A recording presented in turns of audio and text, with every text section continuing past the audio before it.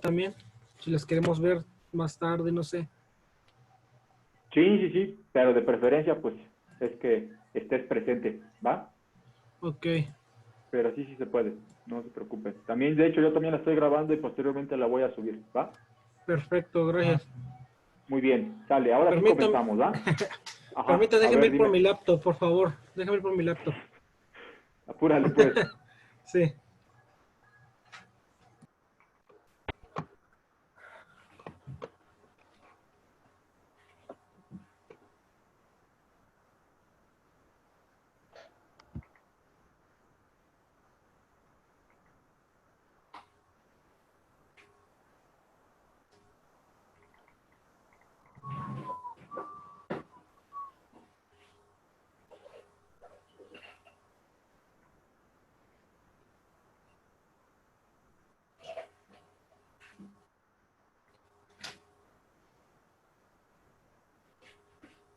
listo. Ok, Gracias. vamos a darle entonces. Ok, nos dice que la formación del Estado mexicano fue un proceso lento e incompleto, no fue logrado de manera definitiva durante el periodo concluido en 1867. Ok, a lo mejor ahorita quedan interrogantes, ¿qué sucedió en 1867 o qué fue lo que pasó? Ajá. Porque aquí nos está hablando de un desarrollo histórico de la formación social mexicana, ¿sí? De la formación en qué, en sociedad, la sociedad cómo se relacionaba, tanto con política, económico, etcétera. ¿Sí? Ahora, ¿qué fue lo que sucedió en ese periodo? ¿Sí? Del lado derecho vamos a ver que tenemos una etapa de la historia mexicana llamada la Reforma, que esto sucede en 1855 y 1867. El periodo de la Reforma estuvo marcado por los conflictos mediante los cuales los liberales se impusieron sobre los conservadores del siglo XIX. Ahora, ¿quién fregados son los liberales y quiénes son los conservadores? ¿No? A lo mejor algunos sí lo saben, a lo mejor algunos otros no. Los liberales y los conservadores se dividieron en dos grupos. Ajá. Hagan de cuenta que después de la independencia de México, pues ya México ya se tenía que gobernar. Sabemos que hubo un primer imperio, con Agustín de Iturbide, etcétera, ¿sí? Pero posteriormente, ¿qué es lo que sucede? Sucede que, pues a algunos les gusta, a algunos no les gusta el imperio, ¿sí? Algunos están de acuerdo, algunos no están de acuerdo. Hagan de cuenta que, pues, la avientan a un país que se acaba de ser independiente, el gobierno, pero no sabemos qué hacer con ese gobierno. No sabemos cómo gobernar, ¿sí? Entonces se forman dos grupos, ¿sí? Aquellos que son los conservadores que quieren seguir con la forma de gobierno de un imperio y aquellos que son los liberales que les gustan los ideales distintos, ¿sí? Por eso son liberales y conservadores, ¿ok? Entonces, esta abarca la revolución de Ayutla que llevó su conclusión en la dictadura de Santa Anna, la guerra de reforma, la instauración del Segundo Imperio Mexicano y la resistencia republicana encabezada por Benito Juárez. Para ponernos en contexto, ¿sí? Ahorita vamos a hablar en el periodo de 1855 a 1867, ¿ok? Eh, Entre esos periodos, principalmente aquellas personas que gobernaban, pues fue Santana. Si se acuerdan quién fue Santana, alguien, ¿por qué es recordado Santana en México? Así nosotros, ¿por qué lo recordamos? ¿Quién quiere participar? ¿Qué hizo Santana? Yo, Por En vender el medio poder. país. A ver, porque ¿quién fue dijo yo? el primer, yo, Ajá, nombre. porque fue el primer, Ah, Sofía. Ajá, perdón, adelante. porque fue el primer presidente de México. Sí. ¡No! ¿No? ¡No! Tachezote feo ahí. ¿Quién más? Yo dije que por vender medio país. A ver, Hernán. Yo dije, si no me equivoco, fue por vender medio país. Bueno, en teoría eso es lo que se dice, vender medio país. Ajá, exacto. Ajá, bueno, sí, sí, es lo que se dice, ¿no? En teoría, que vendió medio país. Exactamente. Sí, Hernán, sí. Una de las cosas por las que es recordado Santana es porque toda la parte de arriba, lo que es Texas, Nuevo México, etcétera, pues se lo quitó, lo arrebató, lo vendió, llámese de otra forma, Estados Unidos, ¿sí? Ahorita ya es Estados Unidos, era nuestro territorio, ni modo, ¿sí? Entonces, pues Santana, pues era un gobierno de conservadores, ¿sí? Entonces, pues, obviamente, de los liberales que lo querían derrocar, pues estaba entre uno de ellos, pues Benito Juárez, ¿no? Pero ya posteriormente lo vamos a ir viendo, vamos por partes, ¿ok? El triunfo liberal y la restauración de la República no llevó este proceso a su culminación, como lo demostraron los conflictos constitucionales y políticos de la década siguiente. Sin embargo, México había sobrevivido a una serie de profundas crisis postcoloniales y había mantenido no solamente su soberanía como Estado independiente, sino también su integridad territorial. A pesar de que México tenía muchas crisis, a partir de que se hace independiente, pues México sufre muchas crisis, ya les comentaba, políticamente, obviamente socialmente también y económicamente. México es un país rico, ¿sí? Cuando deja de ser gobernado por los españoles, México tiene mucho oro, mucha plata, piedras preciosas, es un país muy rico. Sin embargo, tenemos dos grupos grandes en los cuales, pues, tenían cada quien a su presidente, digamos, ¿no? Se podía llamar así. Cada quien tenía su ideal y hagan de cuenta que por allá está gobernando fulanito de tal y acá está gobernando menganito, ¿no? Y la gente le cree por un lado allá a esa persona y del otro lado le cree a otra persona. Entonces, no servía de nada que México estuviera tan rico en piedras preciosas, en metales, en todo eso, si México no estaba bien gobernado, ¿sí? O si no tenía una línea a quien seguir, ¿sí? Ahorita, pues actualmente, pues seguimos una línea, ¿no? Tenemos nuestro presidente de la República y es la línea que seguimos nosotros como mexicanos. Pero antes eso no pasaba y principalmente eso interfiere en el desarrollo de la sociedad, en el desarrollo de la política y también en el desarrollo económico de México. Nos dice que después de la promulgación de la Constitución de 1857 se pretendió la implementación de elección más democrático, ¿sí? Ignacio Comonfort de los Ríos, presidente electo constitucionalmente en 1855 a 1858, ¿sale? Entre ese tiempo de Ignacio Comonfort de los Ríos, que fue presidente, se promulga o sale la Constitución de 1857, y en esta se decía que ya la gente iba a poder tener voz y voto, ¿sí? Que ya la gente podría decidir a quién elegir como presidente, a quién elegir como gobernante. Se decía que en esa Constitución que solamente podían salir a votar aquellos que tuvieran sean edad mayor de 21 años y los casados y con hijos que tuvieran 18 años, pero que ya estuvieran casados y con hijos, y los de 21 años que estuvieran solteros. O sea que si yo tenía 19 años pero era soltero, no podía votar hasta el 21. Pero si yo tenía 18 con hijos y estaba casado, podía votar, ¿vale? Durante la Guerra de Reforma, los conservadores y los liberales tenían sus propios presidentes. En 1858, Benito Juárez asume de forma interna tras la salida de Comonfort, pero no era reconocido por conservadores, así que nombran a Félix María Zuluaga.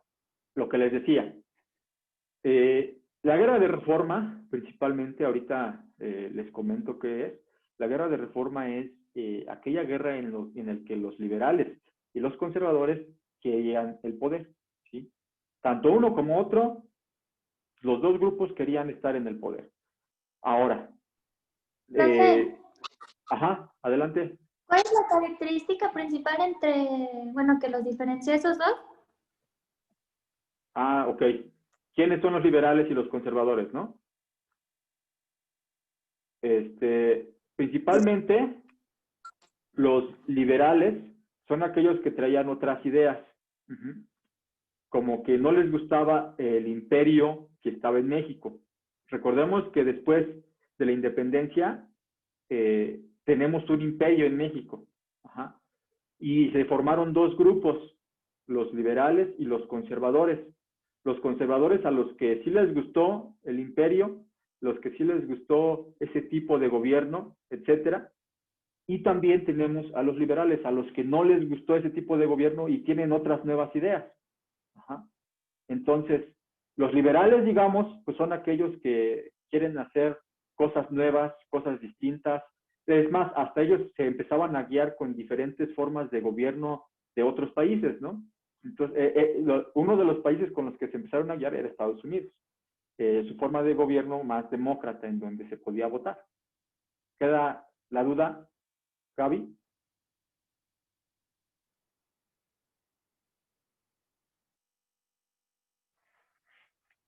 ¿Sí queda resuelta?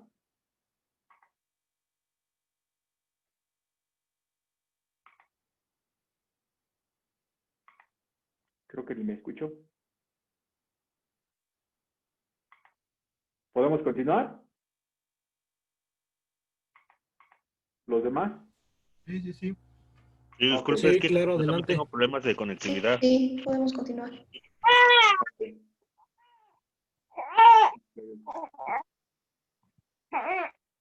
Les digo, posteriormente subo la clase para los que tienen problemas de conectividad para que vayan checando. Hay algunos puntos importantes, ¿va? Profe, dice Gaby que la sacó. Yo la saqué. Ah, no. Se me hace que se salió ella. Perdón, profe, no sé qué pasó, que me salió conectando. Ok. Entonces no escuchaste nada de mi explicación, Gaby. Nada más escuché que los liberales tenían otras ideas que no querían como el imperio. Ajá. Sí, sí, es eso. Principalmente, te digo, se forman dos grupos y los liberales traían otras ideas más demócratas, en donde pues la gente podría elegir a su gobernante y los conservadores pues querían así más como un imperio. Ujú. De hecho, después los conservadores pues traen, no sé si se acuerdan en la historia de México, a Maximiliano de Habsburgo. ¿Sí lo recuerdan? Sí. Sí. Ok. Bien. ¿Podemos continuar? Sí. Sí, Vale. gracias. Va que va. Ajá. Entonces, les decía, la guerra de reforma es la guerra que había entre conservadores y liberales. Aquí pasa algo muy, muy, muy extraño y muy curioso, porque dentro de esa guerra existe dos gobiernos, ¿sí? Existe el gobierno de Benito Juárez, que no es reconocido por los conservadores, que en ese caso los conservadores eran los que traían la línea, los que traían el mando, la voz del pueblo, se podría decir, o de una gran mayoría, ¿no? Porque no eran todos. Entonces, los conservadores no reconocen a Benito Juárez, entonces dicen, bueno, yo como no reconozco a Benito Juárez después de Ignacio Comonfort, pues yo voy a poner, nosotros conservadores vamos a poner a nuestro presidente, y nombran a Félix María Zuluaga como presidente de la República, pero también por otro lado estaba gobernando Benito Juárez en 1858, ¿sale? ¿Queda hasta aquí entendido lo que se trata de explicar para poder pasar a la siguiente diapositiva? Sí, entendido. Ok. Perfecto. Pasamos a la siguiente diapositiva. Nos dice aquí, la inestabilidad política del periodo desde 1821 hasta 1867 se debió en gran parte a los problemas financieros que ningún régimen, cualquiera que fuese su orientación ideológica, podía resolver. ¿Sale? Había problemas financieros y ninguno de los que estaba siendo conservadores, siendo liberales, los podía resolver. México continuaba siendo un país rico y con gran potencialidad, pero con un Estado nacional desprovisto de los recursos que pudieran fortalecer, ¿sí? Teníamos los recursos, pero no teníamos ni las ideas ni las personas correctas que podrían hacer funcionar esos recursos. Posteriormente, ya viene una persona que hace uso de todos los recursos, que hace uso de todos esos recursos que tiene México para poder hacer crecer a México. Sin embargo, pues esa persona, pues, tanto fue buena, tanto trajo muchas cosas buenas a México, como trajo muchas cosas malas a México. ¿Quién me quiere decir quién es esa persona?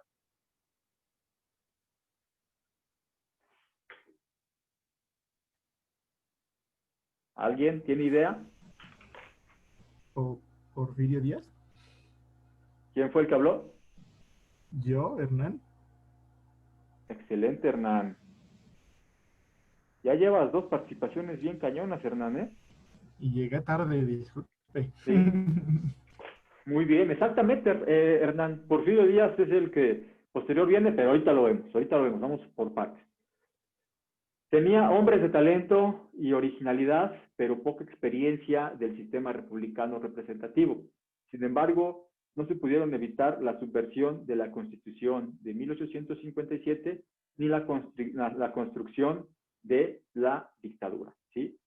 No se puede evitar que después de 1857, que todo es demócrata, que ya pueden elegir, pues no se puede evitar que llega alguien a realizar o a imponer una dictadura, ¿sí? Eso posteriormente lo vamos a ver ya ahorita mientras estamos pasando en la historia. ¿Por qué? Porque aunque haya en 1857 ya voz y voto por parte del pueblo, lo que pasa es que después viene Porfirio Díaz, ¿no? Y Porfirio Díaz, pues sabemos que es un dictador, y Porfirio Díaz sabemos que pues gobernó un poco más de 30 años, y eso no se puede evitar, ¿sí? ¿Por qué? Principalmente porque Porfirio Díaz dio las puertas abiertas del gobierno y dijo, bueno, pues vámonos. El general Porfirio Díaz, porque era un general que estuvo también luchando en la guerra de reforma, ¿sí? Él estuvo luchando en la guerra de reforma, obviamente también por los ideales liberales, ¿sí? Al momento de que ganan los liberales, pues Porfirio Díaz tiene más oportunidad de subir a la presidencia de la República. Nos dice de la parte derecha, presidentes reconocidos por los conservadores durante la guerra de reforma. Aquí están los presidentes que durante la guerra de reforma, mientras estuvo Benito Juárez, del otro lado los conservadores tenían estos presidentes. Está Félix María Zuluaga, que les decía que entra en 1858 de enero a diciembre. O sea, estuvo un mes prácticamente, ¿no? Después viene Manuel Robles Pezuela, que está de 1858 a 1859, que también que solamente estuvo un año, un poquito menos de un año. José Mariano Salas, que está de 1859, de enero de 1859 a febrero de 1859.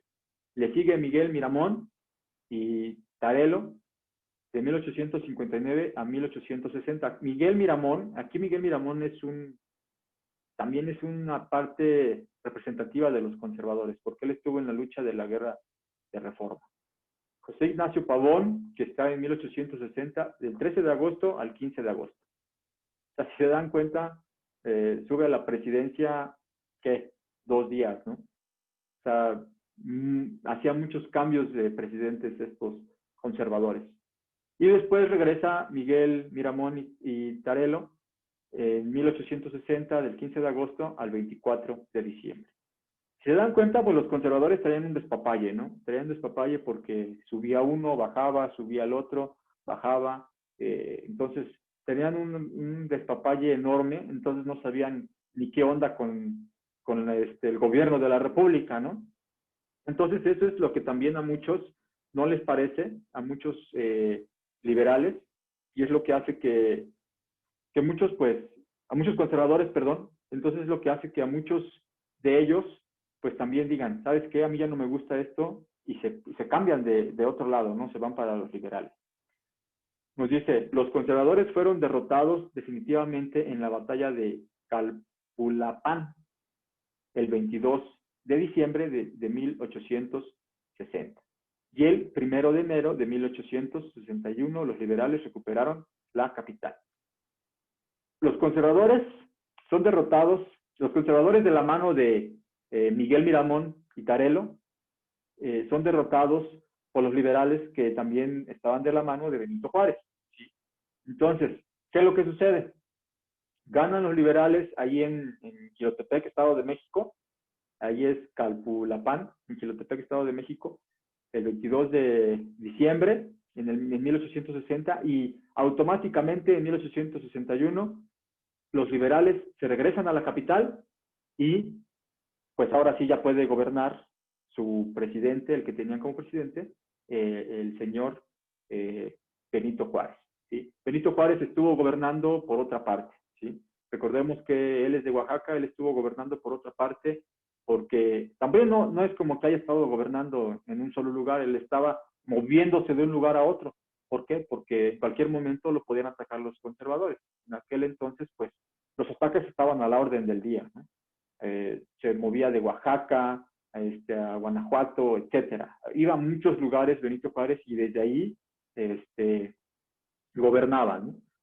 Pero pues se tenía que estar moviendo porque ahorita, bueno, en ese entonces el que estaba en presidencia, el que estaba hasta arriba, pues era principalmente los conservadores, ¿no? Con todos estos presidentes desde 1858 hasta 1860, donde ya posteriormente pues son derrotados ahí en Jilotepec, Estado de México, y ya posteriormente pues ya pueden regresar a otra vez a la presidencia de la República. ¿Ok? ¿Hay alguna duda hasta aquí?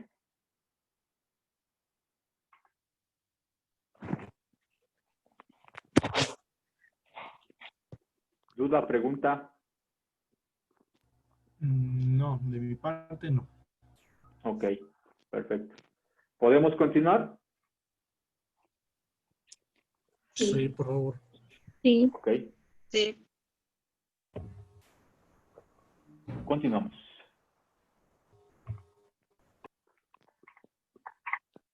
Después viene una etapa llamada la República Restaurada, ¿sí? El presidente liberal Benito Juárez logró la restauración de la República después de la retirada del ejército francés y el fusilamiento del emperador Maximiliano y de los conservadores mexicanos Miguel Miramón y Tomás Mejía. ¿Sale? Ok. Cuando, pues, los liberales llegan a la presidencia de nuevo, a ver, creo que me faltó. Sí, me faltó aquí en la parte de atrás. Una disculpa, ¿eh? Aquí en la parte de atrás me faltó un dato importante, con razón no se hilaba. Me faltó la parte del Segundo Imperio, ¿sí? Después de que los conservadores son derrotados, viene el Segundo Imperio. ¿A qué se refiere esto? El primer imperio fue el de Agustín Iturbide, ¿no? Ese es el que después de la independencia, pues ya sube él al poder. Pero el Segundo Imperio viene con Maximiliano de Habsburgo y el archiduque Maximiliano y su esposa Carlota de Bélgica, ¿sí? Entonces, el Segundo Imperio está de 1863 a 1867. Ustedes dirán, pero, o sea, si ya los liberales habían ganado la República, ya estaban otra vez en el poder, ¿qué onda con el Segundo Imperio, no? Si ya los liberales ya habíamos ganado, o ya habían ganado, perdón. ¿Qué onda con el Segundo Imperio? Lo que sucede es que, pues obviamente, al ser derrotados, los conservadores tienen una idea, ¿no? Y su idea está aquí. En 1863, los conservadores decidieron enviar una representación a Europa para ofrecer la corona del Imperio Mexicano a Maximiliano de Habsburgo, archiduque de Austria, y su esposa Carlota de Bélgica. ¿Sí? Entonces, pues Maximiliano de Habsburgo y Carlota aceptan, teniendo también, pues el respaldo del gobierno francés, ¿sí? El gobierno francés les estaba respaldando con Napoleón III, estaba respaldando a Maximiliano y a Carlota, ¿sí? Entonces, pues ellos vienen en 1864, ya están bien instaurados aquí en México, de 1864 a 1867, poco les duró el gusto, porque pues también Benito Juárez se puso las pilas y ahora sí viene la República Restaurada, ¿sí? El presidente liberal Benito Juárez logró la restauración de la República después de la retirada del ejército francés y el fusilamiento del emperador Maximiliano y de los conservadores mexicanos Miguel Miramón y Tomás Mejía. ¿Sale? Viene el imperio de Maximiliano de Habsburgo, pero obviamente pues eso ya no le parece al presidente en aquel entonces Benito Juárez, ¿sí? El emérito de las Américas. No le parece. Dice, no podemos estar gobernados, no somos niños, ya sabemos cómo gobernar, hemos estudiado, en este caso pues Benito Juárez muy estudiado, ya sabemos cómo lo podemos hacer, ya tenemos una constitución, no puede venir alguien a gobernarnos, no puede venir un imperio a gobernarnos, no somos esa clase de gobierno, ¿sí? Entonces, pues, aquí tenemos que recordar que, pues, el que esté en la presidencia quiere decir que tiene el apoyo del ejército, ¿sí? O de una gran parte del ejército. Entonces, pues, Benito Juárez aprovecha que, pues, primero saca al ejército francés, ¿sí? Con ayuda de su ejército, con ayuda de los generales. Les digo, ya por ahí también Porfirio Díaz estaba haciendo sus pininos en esas guerras que hubo. Saca primero al ejército francés y posteriormente, pues, al ya no tener al Napoleón III sacar el ejército francés de México, ya no tiene ese respaldo, ¿sí? Y lo único que le queda de respaldo, pues, son los conservadores que poco a poco se fueron debilitando, ¿sí? Ellos se fueron debilitando porque, pues, ya no tenían la república, ya no tenían el centro del país, ya no estaban en el poder, ya nada más, estaban ahora como los liberales estaban en el pasado, ¿no? Entonces, Benito Juárez, pues, los arrestan, por ahí ganan una pequeña guerra que tuvieron, los arrestan, los fusilan junto a Maximiliano y con Miguel Miramón y Tomás Mejía, con dos representantes de los conservadores más importantes que ha habido en México. Los arrestan, los fusilan y con eso se acaban los conservadores. Entonces, por eso dice ahí la República restaurada. ¿Por qué? Porque se acaba tanto el imperio, se acaban los conservadores, ¿sí? Entonces, pues es una de las cosas que más se le puede reconocer. Y bueno, dentro de una de las muchas cosas que se le puede reconocer a Benito Juárez, ¿no? Juárez gobernó en forma ininterrumpida de 1858 a 1872. Aquí nos dice de forma ininterrumpida, en su gobierno, ¿no? Su gobierno liberal, pero pues gobernó. Realmente no estaba, digamos, en la presidencia de la República, en el centro del país, pero pues estaba de nómada, ¿no? En todas partes para poder gobernar México. Posterior a la Guerra de Reforma y la batalla de Calpulapán, fue reelecto para los periodos de 1867 y 1871. Y 1871 y 1875, que no concluyó. Y ahí Benito Juárez ya no pudo concluir, digamos, ese periodo, ya no lo pudo concluir. Si se dan cuenta, es un periodo de 4 años que no puede concluir. ¿Por qué? Pues porque, pues, tiene ahí algunos problemillas, ya está un poco grande, después de tanta batalla, etcétera, pues fallece, ¿no? Benito Juárez fallece y entra Sebastián Lerdo de Tejada, tras la muerte de Benito Juárez en 1872. Se dan cuenta, es reelegido en 1871, un año después, pues desafortunadamente muere, y entra Sebastián Lerdo de Tejada, que era, pues, de acuerdo en aquel entonces, como estaba el organigrama de los presidentes, pues era quien le seguía, ¿no? Era el sucesor del presidente. Posteriormente le sigue José María Iglesias, de octubre de 1876 al 28 de noviembre de 1876, como presidente interino. ¿Sale? ¿Podemos continuar? ¿Tienen alguna duda hasta aquí? A ver, ¿Duda, pregunta, todo bien? ¿Continuamos?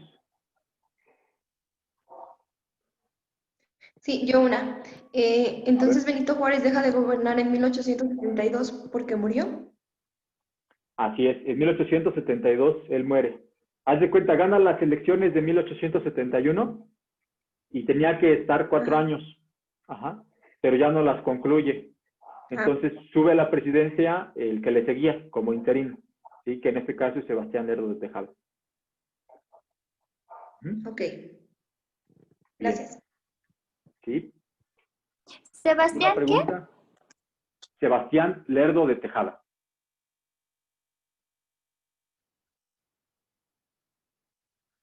gracias. Ok. ¿Alguien más tiene alguna duda? ¿Todo bien? Ok. Sí, sí, todo bien. Perfecto. Pues vámonos recio con la siguiente diapositiva. Posteriormente, pues ya sucede todo eso y pues ya viene el porfiriato, ¿no? Ya viene el periodo que se le conoce como porfiriato. Aquí vamos a ver algo curioso, ¿sí?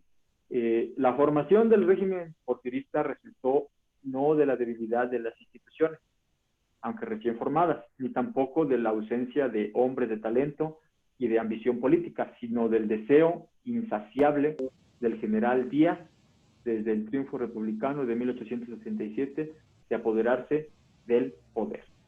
Este general Díaz tenía así como el ideal de que él tenía que estar en el poder y que él tenía, pues digamos, la inteligencia suficiente, la capacidad suficiente para poder subir a la presidencia de la República.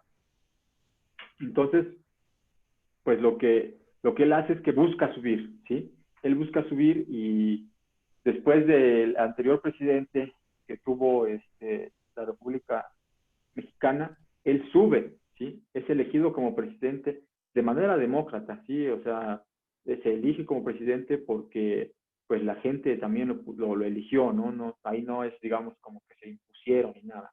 Sí sube a la presidencia, pero aquí es donde ya viene, como digamos, la falla, ¿no? ¿Por qué? Porque a él le gusta el poder, ¿no? Ahí nos dice algo muy importante, que pues desde que ganan los liberales, él busca estar en la República, él busca estar en la presidencia, él busca estar como liderando todo, el general, obviamente con ideales de general, el poder liderar todo.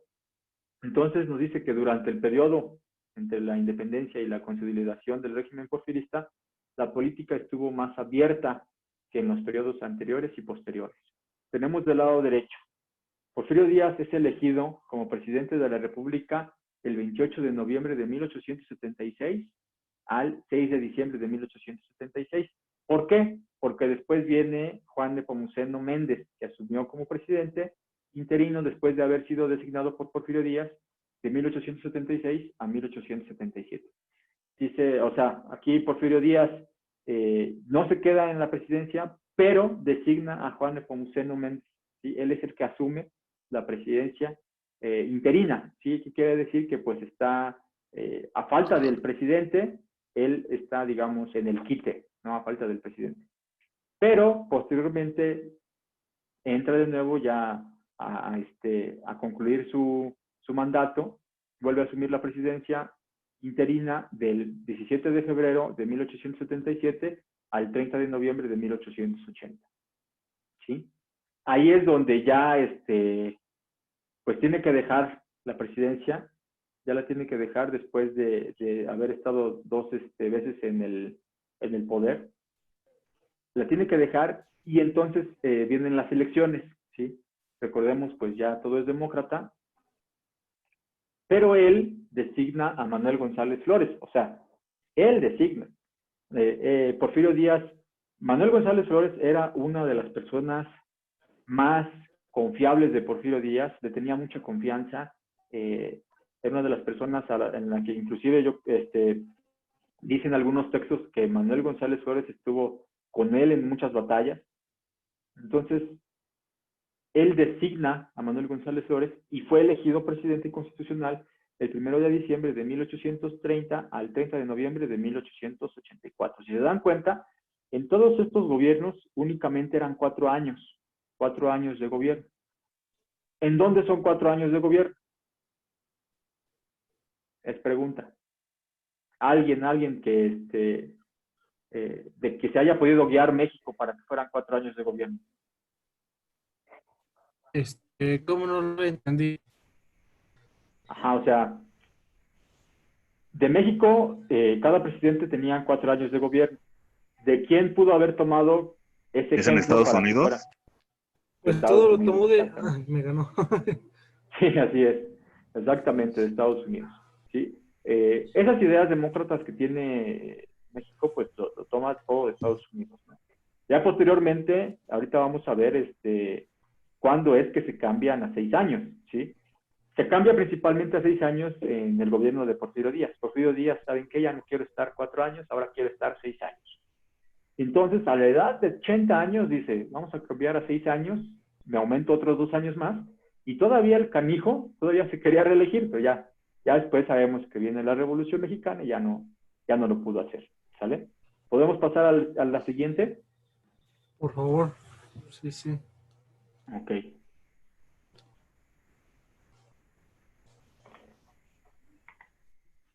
Ahora, aquí me parece que lo debatimos una vez en clase, que fue con ustedes, me parece que sí. Aquí viene algo importante, porque Porfirio Díaz ha sido, aunque haya sido una persona mala, aunque haya sido una persona que hizo muchas cosas malas para México, también ha sido una de las personas que trajo modernidad a México, ¿sí? Que trajo ferrocarril. comunicación. Exactamente, sí. Trajo comunicación, trajo muchas cosas, muchas actualizaciones para México, trajo movimiento económico, trajo movimiento comercial, ¿sí? Entonces, Porfirio Díaz ha sido uno de los mejores presidentes que ha tenido México, a pesar de todas las cosas malas que trajo consigo, ¿sí? Ajá. Aquí tenemos Fue uno de los que primeros dos que, partes. ajá, Ajá, tú dime. fue uno de los primeros que él trajo la industrialización aquí en México, ¿no? Por así decirlo. Así es, sí. Y más que nada también fortaleció el comercio. Y fue uno de los primeros, o fue el primer presidente que hizo que otros países se fijaran en México, ¿sí? ¿A qué me refiero? Que otros países se fijaran en México para el momento de comercializar algo, ¿sí? De exportar, de importar cosas. Entonces, eso le ayuda principalmente a la economía mexicana. Aquí tenemos dos partes de lo bueno y lo malo, ¿sí? Lo bueno, en los 31 años del porfiriato se construyeron en México más de 19,000 kilómetros de vías férreas con la inversión extranjera. El país quedó comunicado con la red telegráfica. Se realizaron inversiones de capital extranjero y se impulsó la industria nacional. Si ustedes así lo ven a simple vista, ustedes pueden decir, no, pues es poquito lo que hizo a comparación de lo malo. Así, en líneas, en escritura, se ve que es poco.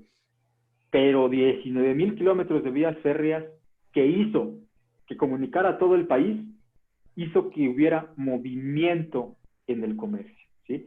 Se comunicó todo el país y con ello también se comunicó todo el comercio, ¿sí? Todos podían comerciar con algo. ¿Por qué? Porque también aparte de ello, pues también hubo capital extranjero, ¿sí? Y se impulsó la industria nacional. ¿A qué me refiero con esto? De que ya se empezaron a crear productos, de que ya se empezaron a crear servicios, ¿sí? De que ya estuvo la red telegráfica, ¿sí? Ya nos pudimos comunicar con otras personas, pudimos comunicarnos con otros países empezaron a ver a México, ¿sí? Como alguien grande, ¿sí? Alguien con quien invertir, en dónde meter dinero, ¿sí? Porque les decía, es importante saber que México era rico, ¿sí? O bueno, seguimos siendo ricos, pero en aquel entonces teníamos una cantidad de recursos enormes. Lo único que nos hacía falta era alguien que nos hiciera crecer económicamente. Sin embargo, también, pues, Porfirio Díaz trajo consigo muchas cosas malas, ¿no? Fue un periodo que provocó grandes desigualdades entre la población mexicana. Pues la estabilidad económica y política generada en esos momentos solo benefició a un pequeño grupo de la supresión de numerosas libertades civiles de la época. La oligarquía poderosa que controlaba los resortes económicos y políticos, y lo más importante, la crisis de 1907, las luchas en el seno del gobierno favoreciendo el inicio de la Revolución Mexicana dirigida por Madero, ¿vale? Una de las cosas principales, pues, fue la desigualdad, ¿no? Porque con Porfirio Díaz sí trajo muchas cosas buenas y mucha economía y mucho dinero, pero quien podía disfrutar de eso, pues, eran personas con mucho dinero, ¿sí? O sea, él favorecía principalmente a un solo sector. Ese sector, pues, era la clase alta, la clase que tenía dinero para invertir y dinero para realizar producto, dinero para vender, para comercializar. Y desafortunadamente la clase baja pues tenía desventaja, ¿no? Él veía como una esclavitud. Muchos conocemos el tema de las tiendas de raya, ¿no? En donde pues las personas trabajaban y no se les pagaba con dinero, ¿no? Sino que se les pagaba con comida, ¿no? Y obviamente pues eso ya está muy cañón, porque pues al momento de, o sea, ¿qué haces, no? O sea, no tienes la oportunidad ni de ahorrar, ni de nada, únicamente tienes la oportunidad de trabajar para comer. Ajá. Entonces, Pero no no lo de la Ajá. tienda de raya eso surgió en el feudalismo, ¿no? Me está hablando de otra época. no, pero en el porfiriato se dio. Ah, sí. Ajá, en el porfiriato se dio Ajá. eso. Ajá. Sí, O porque sea, me haz quedé de así, cuenta. que no eso era del feudalismo, eso de las tiendas de rayas. Sí, pero en el porfiriato se dio. Ya lo que voy ¿También es se que, dio?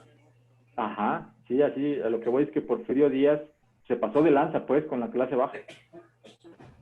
Se pasó de O lanza, sea, porque te digo, o sea, él, ajá. ajá, dime. O sea, para él, como me está diciendo, era o sea, las personas que tenían dinero. Ah, exactamente, sí. O sea, Porfirio Díaz trajo avances, trajo industrialización, trajo cosas buenas, pero la desigualdad con él estaba muy cañona. O sea, había mucha esclavitud con la gente con la clase baja, ¿sí? O sea, ellos podían trabajar únicamente pues para poder comer.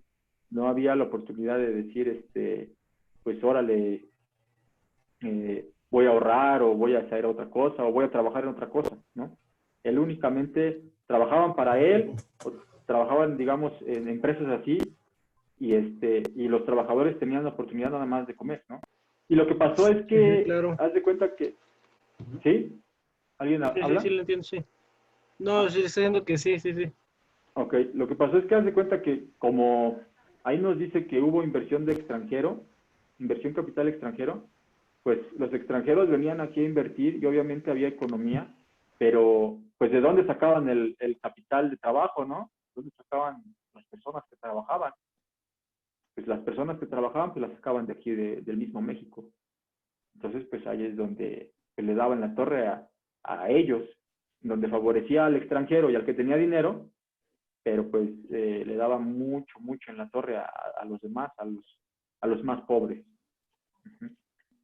Y pues obviamente pues la oligarquía poderosa, ¿no? Que nos dice que pues, la oligarquía iba principalmente enfocado a que solamente unos cuantos podían tener el control del gobierno.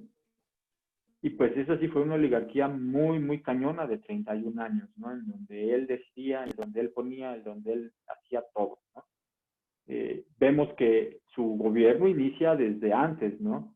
No es como que haya iniciado, como lo dice del lado derecho de su pantalla, que dice que regresa a la presidencia del 1 de diciembre de 1884 al 25 de mayo de 1911. No inicia desde ahí, o sea, inicia ya desde querer subir a la presidencia, después entra otro, después se va, vuelve a regresar, mete a uno de sus camaradas, a una de sus personas de confianza, vuelve a regresar, y donde regresa ya no la suelta, ¿sí? O sea, me salgo, y donde regresa otra vez ya no la suelta, y se reelige en el 1888, perdón, en 1892, en 1896, en el 1900, en 1904 y en 1910, ¿sí? O sea, hace y deshace, ¿no? Y ahí es donde, entre 1904 y 1910, es donde se hace ahí un cambio por 6 años. Ya a una edad aproximada de 76, 77 años, Porfirio Díaz en el 94 pues decide aumentar el gobierno. Fue gracias a él que ahorita los gobernantes están 6 años en el poder y no 4 años, en donde pues de 1904 a 1910 tiene el poder. ¿Sí? En 1904 se cambia a 6 años, gracias a él, a Porfirio Díaz.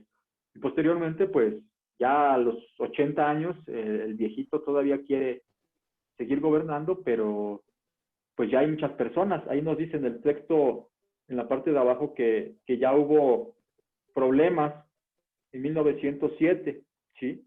en donde pues principalmente los problemas se dieron internos, ¿sí?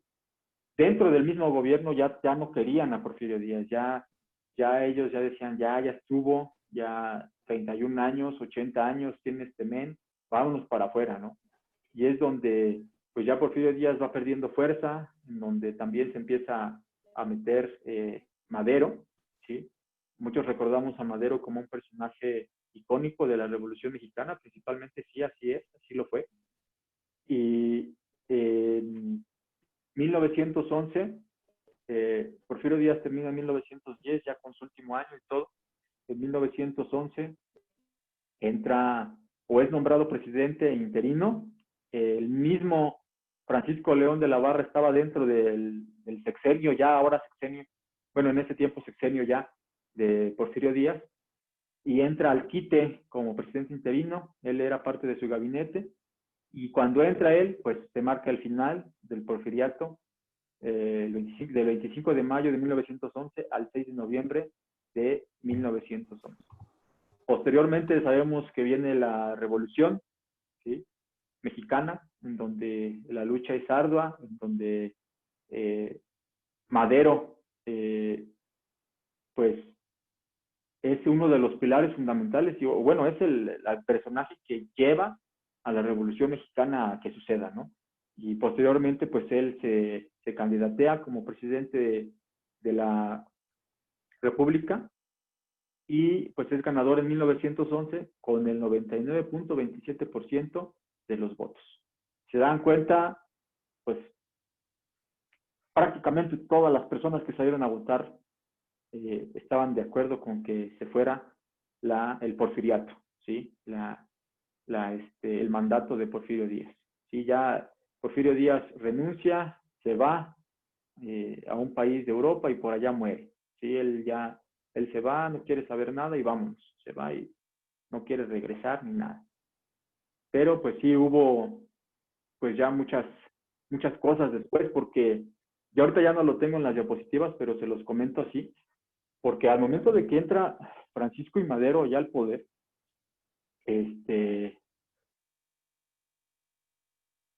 pues hagan de cuenta que él no puede estar tanto tiempo, me parece que está 1 año, 2 años, porque pues los familiares de Porfirio Díaz y las personas que defendían a Porfirio Díaz todavía se quieren levantar y quieren decir y quieren vengarse de las cosas que hizo Madero, ¿sí? Entonces un yerno de Porfirio Díaz se levanta en armas y se asocia con otros changos por ahí que estaban en contra de Madero y que estaban a favor de Díaz. Entonces, pues, se levantan en armas y lo agarran y lo fusilan y lo matan, ¿no? Entonces, Madero, que tanta lucha hizo para la Revolución Mexicana, ya no puede estar, ¿sí? Ya no puede estar, y pues la lucha continúa, ¿no? Ya derrocando a Porfirio Díaz, pero la lucha sigue continuando, pero pues digamos se marca un antes y un después de lo social, lo político y lo económico en México, ¿no? Tanto con la introducción de la industria en México, de los ferrocarriles también en México, la alza de la economía en México, pero también en lo social, pues, ¿qué tuvo que sufrir el pueblo mexicano para que hubiera eso, no?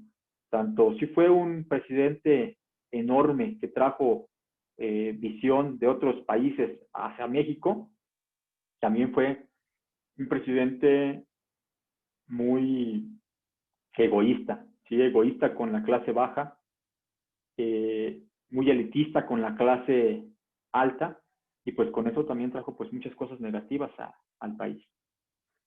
¿Queda alguna duda hasta aquí? Sí, una ¿Preguntas? pequeñita. Entonces, ¿Sí? ¿quién fue el ganador de las elecciones? Me perdí ahí. ¿Dónde? ¿Quién fue el ganador de las elecciones de 1911? Ah, Madero. Ok, Él es gracias. Solo así. el personaje icónico que inicia con la Revolución Mexicana. Él es el que gana. Ah, sí, porque no le puse, ¿verdad? No le puse ahí el nombre, pero Ajá. es Madero, sí. Madero gana las elecciones de 1911 con el 99.27% de la población. ¿Sale? Ok. Bien. ¿Alguien más? ¿Cuál es Duda, el porcentaje? pregunta. 99.27%. Lo escribiste mal, Gaby, creo.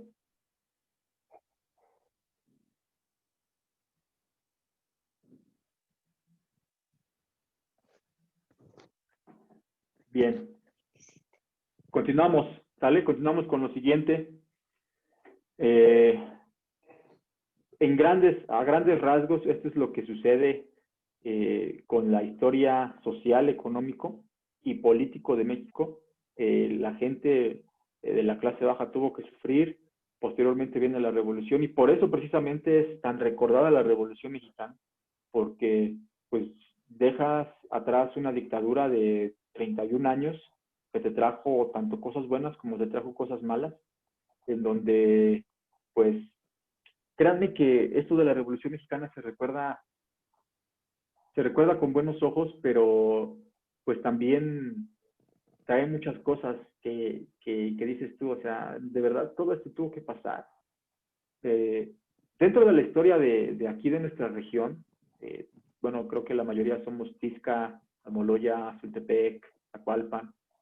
Dentro de la historia de la revolución dentro de nuestra región, existen muchas historias, ¿no? En donde, pues, se comenta que, pues, venían los revolucionarios, ¿sí? Obviamente, pues, aquí la gente vivía, aquí en la región, tenía su oro, tenía su plata, tenían sus animalitos para vivir, ¿no? Entonces venían los revolucionarios, llegaban y saqueaban todo, ¿sí? Se llevaban el oro, se llevaban la plata, se llevaban hasta las mujeres, ¿sí?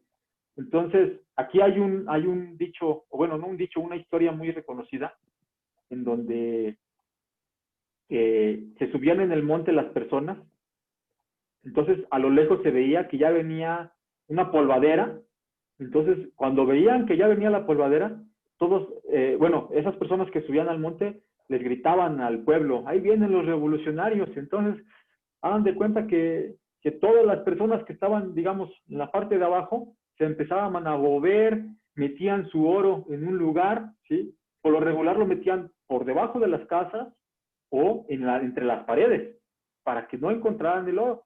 Y lo que hacían ellos es que se iban ellos para el monte, se llevaban a sus hijas, a sus señoras, para que no les llegaran los revolucionarios y se las llevaran. Y bueno, y hicieran demás cosas, ¿no? Iban al monte y cuando llegaban los revolucionarios, ya no había nadie. A Entonces, mí ya me los contó, revolucionarios- me estaba contando mi abuela que le dijo a su mamá que Ajá. bueno, ella vivió en esas épocas, su mamá de mi abuela, Ujú. y dice que ellas, que eran mujeres, las metían, hicieron un hoyo en la pared y las metían ahí entre las paredes Entre a las las paredes. muchachas, porque no ve que, no sé si sepa que las casas luego les ponían así huecos a las paredes. Ujú. Dice que ahí luego metían hasta la comida porque nomás llegaban y se robaban la comida y a las mujeres. Sí, así es. Sí. Bueno, en mi caso salió diferente, Ajá. porque bueno, ¿Cómo? me platicó mi mamá, que le platicó mi abuelita, Ujú. que a ellas debajo de la tierra en la casa tenían que hacer hoyos y ahí lo tapaban todo con madera porque ahí no se las robaban, sino las violaban y las dejaban con hijos. Y su dinero Sí, también lo bueno, ponían en jarrones y los enterraban. sí, no quise decir las violaban, pero sí lo cambié con la palabra robar. Sí, no quise utilizar la palabra violar, pero sí. Ajá, a ver, ¿alguien más? A mí me contó mi mamá que mi abuelito tenía, bueno, ahí en su casa, donde ahora es el rancho de Don Esteban, en Aguacatitlán. Ujú. Sí, allá en Ese Aguacatitlán. rancho se lo vendió mi abuelito bueno, a Don Esteban. Y mi No me digas abuelito, que dejó su dice mi oro. mamá que tenía muchas... Sí, Oh. era borracho. Bueno, de hecho, eran de los papás de mi abuelita, pero cuando se casó con mi abuelito, como era bien borracho, lo vendió así, sin sacar pues nada, así a puerta cerrada. Y mi Se le mamá dice que olvidó, pues. tenía también muchas pistolas. Ajá, muchas pistolas y todo eso de la revolución. Era Ok. carpintero, creo. Ujú. Sí, no, y eso es lo que pasaba. O sea, sí, y eso es lo que pasaba. O sea, ya ahorita ya me comentaron tres experiencias de los abuelitos, de los bisabuelitos, ¿no? Porque ya tiene muchísimos años que pasó eso. pero les decía, la historia gritaban y todos se iban para el monte y escondían a las mujeres, escondían el oro. Y de hecho, pues hay muchos relatos en que aquí, pues en Almoloya han encontrado todavía oro, ¿sí? Bueno, ya ahorita creo que ya no se ha encontrado, pero en algún tiempo se encontró oro de los que se enterraban y ya no lo desenterraban, ¿sí? Lo enterraban entre las paredes, en el suelo. Había muchas estrategias, ¿no? En donde esconder a las mujeres, al oro, porque precisamente sí, como dice Katia, las violaban. No quise utilizar la palabra violación, pero sí, efectivamente eso pasaba. Y pues les decía, y regresando un poquito, les decía, fue algo muy, muy cañón, ¿no? Ahorita ya lo vemos como que nos vestimos de revolucionarios y hacemos ahí pues el borlote, ¿no? Y festejamos que pasó la revolución y derrocamos la dictadura de 31 años, pero pues todo lo que tuvo que pasar también la clase baja, ¿no? El que no era revolucionario, pues o era de la clase alta o era población de la clase baja, ¿no? Y pues los de la clase baja, las personas de los pueblos, los que trabajaban en sus pueblos, en sus tierras, pues sí tuvieron que sufrir mucho para que pasara todo eso, ¿no? Sí lo vemos a lo mejor con buenos ojos ahorita, pero ¿qué es lo que tuvo que sufrir la sociedad, no? Para que se pudiera componer más o menos la situación. Pero bueno, ¿hay alguna pregunta, duda, comentario hasta este punto? No. Profe, bueno, disculpe A que haya ver. llegado, tuve problemas con la conectividad, pero más que nada antes, ahora sí que el principio, quisiera preguntarle que nos pudiera decir, o no sé si ya lo dijo cuando no escuché, que pues esa materia, esta asignatura, de qué va a tratar, o sea, cuál va a ser lo interesante, o que usted nos diga que lo bueno de esa materia es esto, o sea, una pequeña introducción más o menos. Ajá. Sí la comenté, Miguel, pero con gusto te la vuelvo a decir. Con mucho Por gusto, no hay favor. ningún problema. Sí, por Claro que favor, sí. porque ya me llegué tarde. Sí. Les decía, esta materia se llama Problemática Organizacional Regional, ¿sí? Hilando las cosas como nosotros como administradores, esto tiene mucho que ver porque tenemos que saber en dónde estamos parados, ¿sí?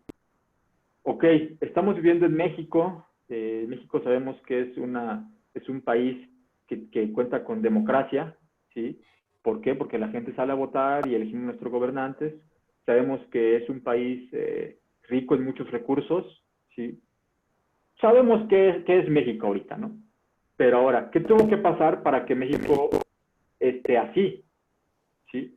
¿Qué fue lo que sucedió antes para que México esté así? Tenemos que tocar temas principalmente de la historia, en este caso del desarrollo histórico, de la formación social en México, cómo se fue formando la gente, cómo se fue formando la política, cómo se fue formando la economía, cómo se fue formando el manejo del comercio, todo acerca de cómo fue formándose el México que somos ahora, ¿sí? Porque nosotros como administradores tenemos que saber qué estamos haciendo, dónde estamos parados, qué podemos hacer para poder mejorar la economía, a quién podemos recurrir, todo acerca de México, ¿sí? Estas son cosas de historia, obviamente pues no las estoy tomando tan a fondo, porque pues para eso están las materias de historia y para eso está la licenciatura en historia, pero tenemos que saber lo más importante, que es principalmente social, económico, político, ¿sí? Pues eso obviamente influye mucho en el México que somos ahora y principalmente es eso. Posteriormente vamos a ver las políticas que hubo, por ejemplo, ahorita ya le dimos una repasada a las cosas buenas que hizo Porfirio Díaz, y a eso se refiere esta materia. Toca muchas cosas de historia, muchas cosas de política, muchas cosas de economía y muchas cosas sociales, ¿sí? Posteriormente vamos a ver también la estructura social del país, de México. Pero hay que saber qué es estructura, qué es sistema, etc. A eso se refiere principalmente, Miguel, la materia. De acuerdo, sí, así suena más atractivo, más llamativo. Gracias. Muy bien. Ok. Si no hay otra duda, vamos a continuar, ¿les parece? Profe, Ajá. y Sí. también no sé si al principio mencionaron, no sé, la forma de evaluar algo de que cómo nos va a evaluar usted. O algo así. Ah, sí. A ver, ahí está la forma de evaluar, Hernán. Déjeme le tomo foto. Sí es importante, pues es tareas 25%, asistencia 25% y examen 50%. Les decía que el examen lo vamos a hacer igual, nos vamos a conectar a través de Zoom y yo les voy a estar monitoreando mientras contestan su examen vía Classroom. Ya al final de la clase, ya ahorita en unos 40 minutitos más, ya les estaré dando su clave de Classroom para que vayan, para que la anoten. Se las voy a compartir en el grupo y ahí voy a estar subiendo actividades. Profe, No sé si tengan, ajá, sí, Marisela. yo, bueno, una duda o un comentario en cuanto a la asistencia. Es que a veces, por ejemplo, aquí ahorita se va la luz o a veces el internet falla mucho, entonces como que de repente si se me llega a complicar estar presente en la clase. ¿Cree que me pueda como que no sé, pasar la asistencia o así? Obviamente, siempre que pueda, pues yo voy a estar, pero de repente, pues si se va la luz o el internet falla mucho. Sí, sí, sí. Obviamente en esas cuestiones extraordinarias, pues uno tiene que comprender, no tiene que ser riguroso, ¿no? Y también, pues aparte, por la forma en la que estamos tomando la clase, ¿no? Creo que, pues sí, a muchos sí les llega a fallar el internet, inclusive a mí me puede fallar el internet y se me puede ir la luz, ¿no? Entonces hay que ser comprensibles, ¿no? Entonces no pasa nada, no hay ningún problema. Obviamente, pues que te pongas al corriente después con tus clases, ¿va? Ah, sí, claro. Gracias. Ok, perfecto. Va. ¿Perdón? ¿Ya? Bueno. Ok. Les decía, dentro de los temas de la unidad número 1 que voy a tratar de abarcar en este día, también está ciencias de la conducta. Hay que saber qué son las ciencias de la conducta y principalmente vamos a hablar de sociología y de ciencia política, ¿sale? Sociología y ciencia política porque vamos a estar hablando de eso, ¿sí? De la sociedad y de la política en México. Entonces, vamos a ver las definiciones de esto, de ciencias de la conducta y de ciencias políticas. Nos dice que las ciencias de la conducta son un conjunto de disciplinas que centran su atención en la conducta humana en la medida en que influye y es influida por las actitudes, el comportamiento y las necesidades de otras personas. Las disciplinas que forman, ahí es F en lugar de D, que forman parte de las ciencias de la conducta son sociología, antropología, ciencias políticas y psicología. Obviamente nosotros vamos a estar hablando únicamente de sociología y ciencias políticas.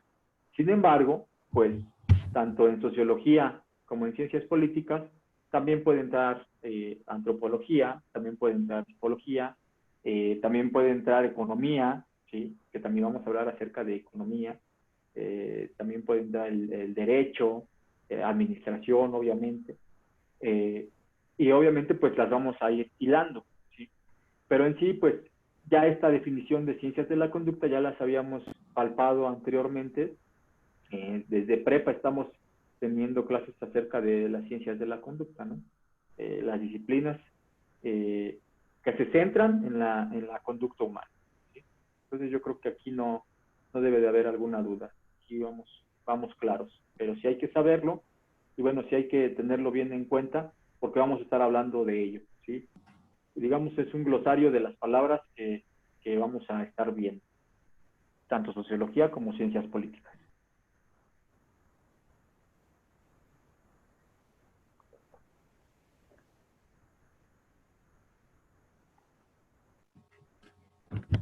¿Podemos continuar? Sí. Ok.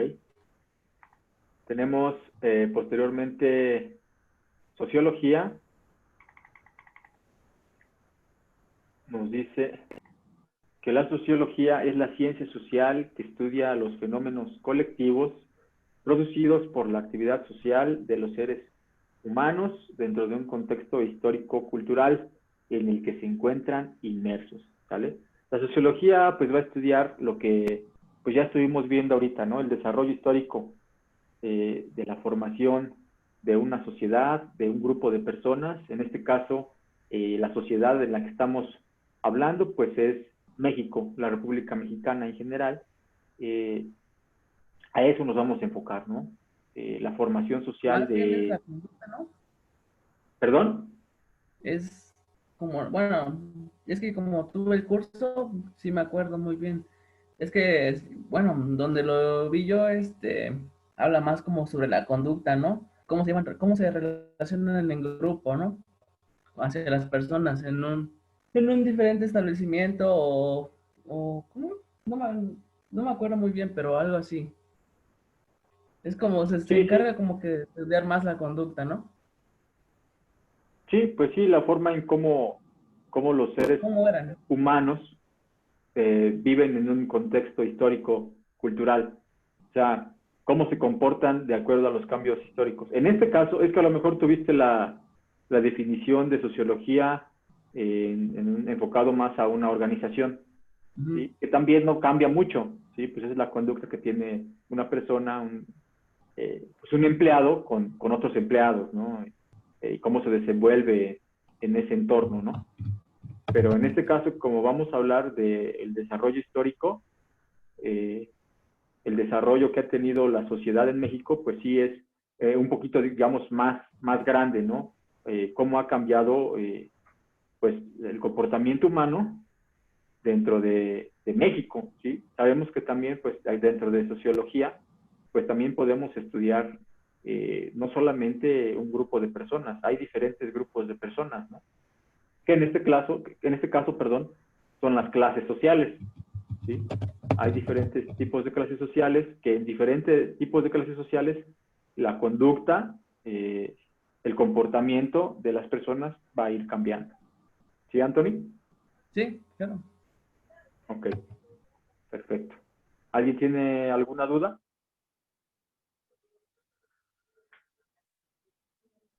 No No, por el momento. ¿Continuar? Continuamos, ¿va?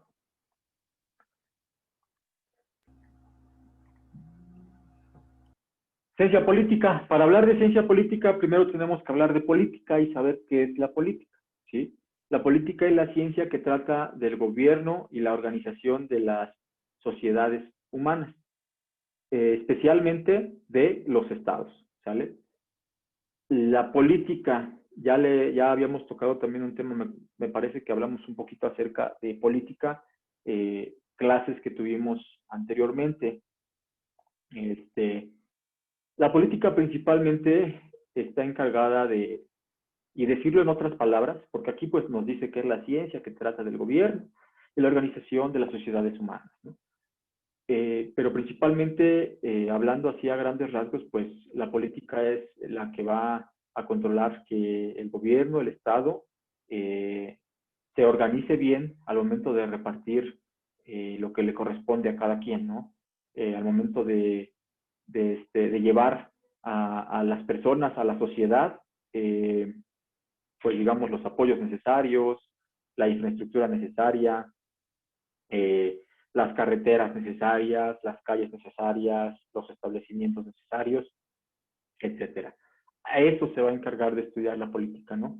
Cómo el gobierno se va, como ahí lo dice, ¿no? Se va a organizar para poder, pues digamos, controlar una sociedad, para poder llevar a la sociedad algo, ¿sí?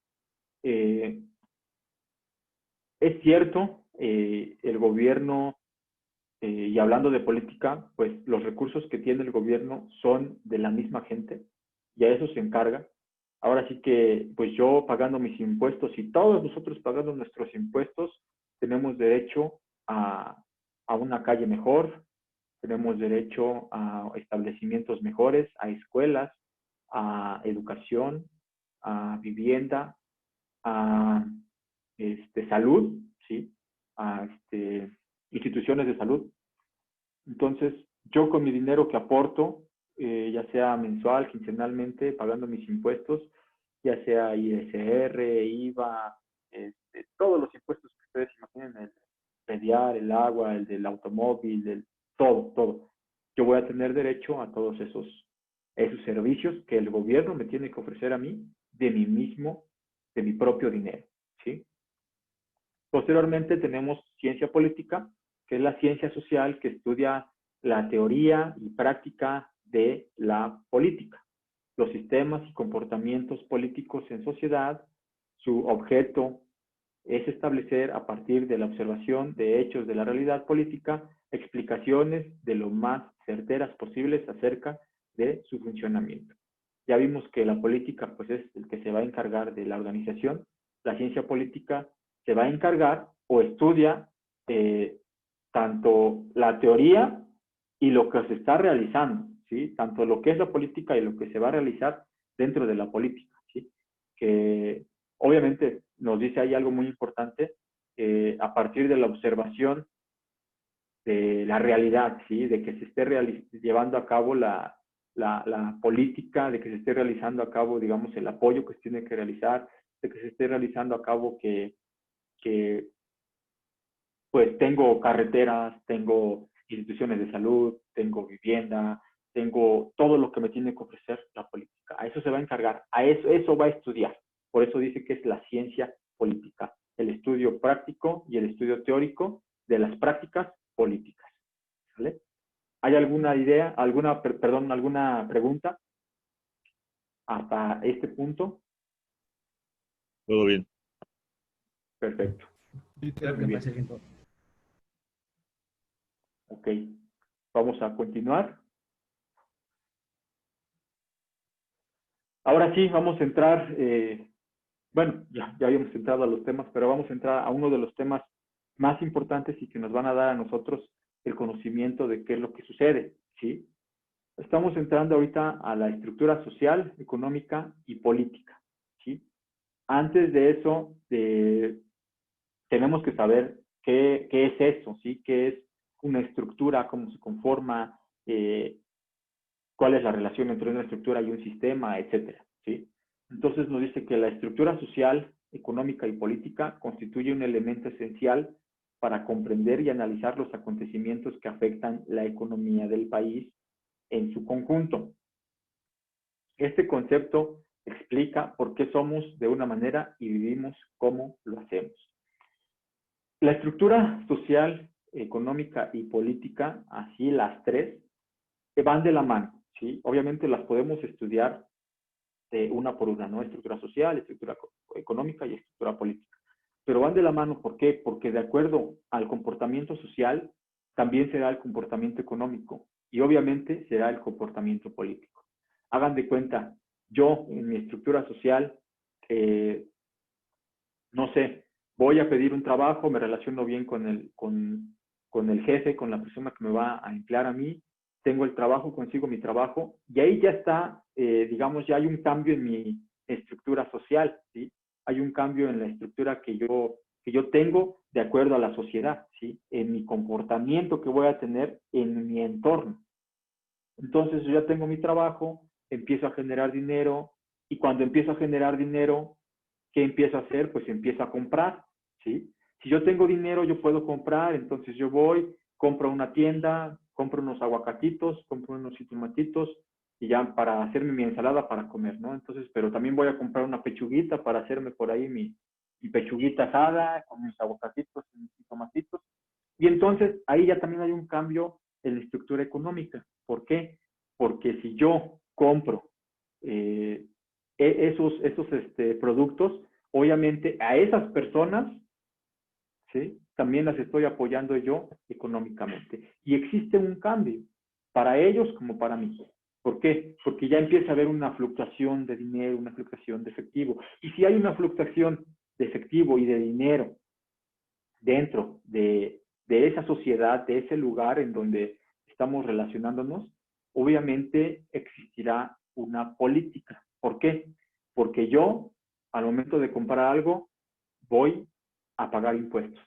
Porque yo, al momento de estar en un trabajo, me van a dar a mí seguridad social. y esa seguridad social me va a quitar ISR, ¿sí? Porque yo tengo que vivir en algún lado y voy a pagar agua, porque yo voy a pagar luz, etcétera, ¿sí? Y empiezo a pagar algunos impuestos que me van a ir, pues digamos, quitando, se podría decir de esa forma, pero no es la palabra correcta, que se me van a ir quitando en mi ganancia, ¿sí? ¿Para qué? Para que se cumpla la política, ¿sí? Y haya un cambio en la estructura política, y haya elecciones, y haya un presidente, y haya diputados, y haya gobernadores, y haya senadores. Entonces, al momento de que existen ese tipo de personas trabajando también en una sociedad, pues ellos van a hacer que se cumpla la política, ¿sí? Entonces, tanto lo social como lo económico y lo político van a trabajar las tres juntas para que se cumpla, digamos, el bienestar social de una persona, ¿sí? Yo, como persona, como docente, estoy viviendo día con día cambios en la estructura social, económica y política de mi país, ¿sí? Desde el momento en que me relaciono con alguien, desde el momento en que voy a trabajar, desde el momento en que compro algo en la tienda de la esquina, ya hay un cambio en esa estructura, ¿sale? Obviamente, pues todos esos cambios tanto pueden afectar como positivamente como negativamente en la economía del país, ¿sí? Pueden afectar tanto positivamente como negativamente en la política del país, pueden afectar positiva y negativamente en la sociedad, ¿sí? En todos nosotros. Si hagan de cuenta, si yo como persona que me relaciono en una sociedad no comprara algo y me lo ahorro, está bien ahorrar, ¿no? Está bien ahorrar, pero también tenemos que gastarlo. ¿Por qué?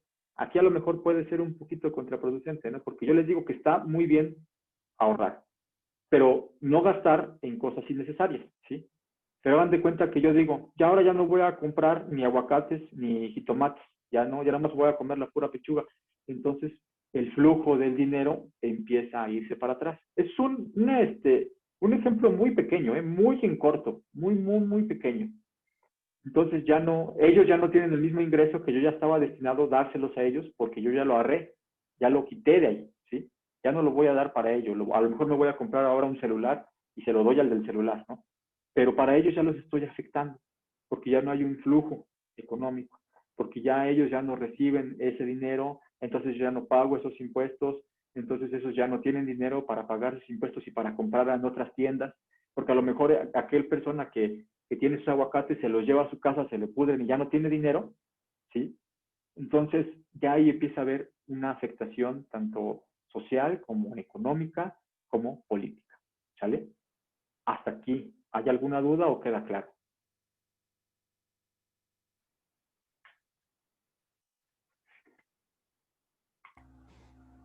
Bien, bien. Sin dudas. Perfecto. Continuamos a lo siguiente, ¿sale? Ahora sí, vamos a ver el concepto de estructura, perdón, viéndolo bien detallado. Cuando hablamos de estructura, un ingeniero nos habla de la estructura de una casa, de un edificio o de una presa, en concepto. Un biólogo podrá referirse a la estructura ósea de los seres vivos, a los huesos, ¿no? De la estructura molecular o a la estructura nuclear, ¿sí? Todo lo que conforma la Tierra, ¿no? Las moléculas, los núcleos, etcétera, ¿no? En general, cada ciencia podría definir la estructura de distinta manera. Así es, correcta, completamente de acuerdo. Pero en ciencias sociales, que es lo que vamos a ver, la usaremos para resaltar la forma que distintos componentes de la sociedad se relacionan entre sí en un tiempo y lugar determinado, ¿sí? Nosotros como sociedad, como país, formamos una estructura, formamos un grupo de personas que nos comportamos de distinta forma, que tenemos distintas maneras de pensar, que tenemos distintos ideales, que nuestros objetivos, son distintos, pero en sí formamos una estructura. Mi estructura estará tanto mi manera de comportamiento con mis vecinos, mi manera de comportamiento con las personas con las que me relaciono, pero también mi manera de comportamiento con las demás personas, ¿sí? Como les decía hace un momento, con las personas de las tiendas, con el gobierno, etcétera, ¿sí? Eso es una estructura. Ahora tendremos que saber en qué parte nosotros estamos de esa estructura, ¿sí? ¿En qué parte de esa estructura nos encontramos nosotros? En la parte media, en la parte baja, en la parte alta. Pero eso lo vamos a ir ahorita mientras vamos caminando poco a poquito, ¿sale? Aquí el concepto que más nos interesa, el que más nos importa, es en ciencias sociales, que usaremos para resaltar la forma que distintos componentes de una sociedad se relacionan entre sí en un tiempo y lugar determinados, ¿sale?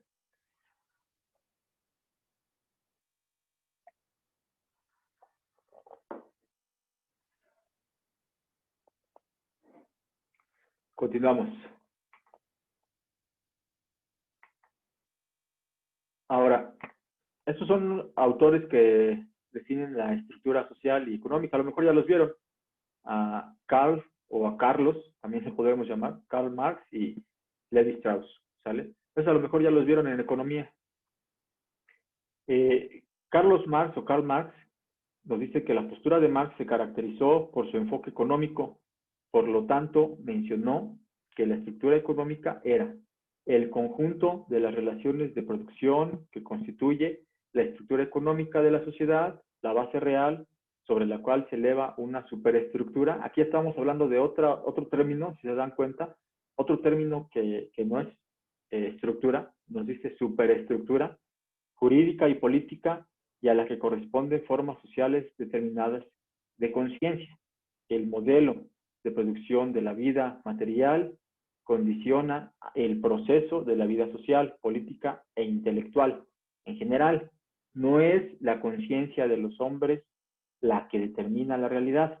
Por el contrario, la realidad social es la que determina su conciencia. Ahora, todo este rollo, ¿qué significa? Esquematizando la postura, ¿sale? Todo el rollo que acá leímos con Karl Marx, vamos a ver qué onda, ¿sí? Refería a la estructura económica como infraestructura, ¿sale? Acá nos habla de una superestructura, ¿sale? Pero ya esquematizándolo nos dice infraestructura, la cual es la base material de la sociedad que determina la estructura social, el desarrollo y el cambio social. Ahora, aquí es donde yo les estaba preguntando, ¿en qué parte de la estructura nos encontramos? ¿Sí? Puede ser en la infraestructura, ¿sí? ¿Por qué? Porque aquí nos dice bien claro que es la base material de la sociedad que determina la estructura social, el desarrollo y el cambio social, ¿sí? Composición de las fuerzas productivas, recursos naturales, tecnológicos y la fuerza de trabajo. Y las relaciones de producción, que se refiere a aquellas que se establecen entre las personas y la manera en que se vinculan con las fuerzas productivas, ¿sale? Karl Marx nos habla de la estructura, pero nos habla de la estructura económica, ¿sí? Que obviamente aquí es importante recalcarlo, esa estructura económica tiene relación con la estructura social y también con la estructura política. Ahora, desglosando un poco más el enunciado que nos regala aquí Karl Marx, que nos dice que ahí es en sus contribuciones a la crítica de la economía política, desglosándolo, nos dice que existe una superestructura, ¿sí? Pero la base es la infraestructura, ¿sí? Y de la infraestructura se va a elevar la superestructura, la que tenemos por aquí. Antes de tener una superestructura, vamos a tener una infraestructura. ¿Por qué? Aquí les pregunto, ¿quién creen ustedes que sea la superestructura? Digamos, en una estructura social, aquí en México, ¿quién será la superestructura? Es una pregunta. ¿Quién me quiere responder?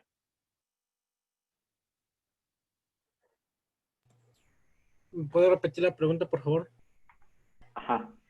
Aquí, de acuerdo a lo que nos regala Karl Marx, ya les comenté qué es una infraestructura y que la infraestructura pues es la base social, la que vamos a interactuar, ¿sí? Nosotros como sociedad, las personas que vamos a interactuar, tanto comprando cosas como relacionándonos con otras personas, Ahora, quiero saber quién podría ser la superestructura. Si nosotros Pues como- podríamos interactuar en la infraestructura, ¿quién va a ser la superestructura?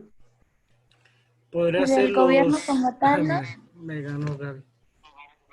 Sí, así es, sí, te ganó Gaby. O no sé. Pero sí, exactamente podría ser el gobierno como tal. ¿Por qué? Porque ahí va a recaer todo, ¿sí? Dentro de la estructura, bueno, Exactamente. vamos a pasar para acá, que ya me estoy viendo un poquito más. Aquí vamos a ver, aquí, fíjense, ya llegamos aquí. Ahorita nos regresamos un poquito para quedar bien claros acerca de la estructura y superestructura, ¿sale? Aquí nos habla de componentes de una sociedad. Esto es según Marx, ¿sale? Hablando de superestructura y de estructura. Entonces, tenemos una flechita aquí hacia arriba que es la vida social. Superestructura, formas sociales de conciencia, arte, ciencia, filosofía, religión, estructura jurídico-político, Estado, leyes y partidos políticos, ¿sale? Aquí en superestructura sí podemos encontrar al gobierno, ¿sí? Pero también podemos encontrar las formas sociales de conciencia, arte, ciencia, filosofía y religión. ¿Por qué arte, ciencia, filosofía y religión? Porque tenemos que tener, digamos, el conocimiento de esto, ¿sí? También podemos tener la superestructura. ¿Por qué? Porque nos vamos a dar cuenta en la parte de abajo que es la estructura, bueno, perdón, la infraestructura, que es el modo de producción de la vida material, estructura económica, relación de producción, ¿sí? La parte azul la vamos a llamar como infraestructura. Ajá. ¿Por qué? Porque es la relación que va a haber entre sociedad, ¿sí? Entre yo como persona como otras personas. Y la superestructura es lo que yo tengo que cumplir, ¿sí? Es a lo que va a recaer todo, ¿sí? Yo tengo que cumplir ¿con qué? Con leyes, tengo que cumplir eligiendo los partidos políticos, tengo que cumplir a lo mejor estudiando la arte, la ciencia, la filosofía y la religión, ¿sí? Y eso está encima de mí. Por eso se llama superestructura. Cuando yo cumplo la estructura, voy a lograr una estructura o una sociedad más estable, ¿sí? Yo como persona, al cumplir con la superestructura, a lo que voy a recaer, voy a tener yo una sociedad más estable. ¿Por qué?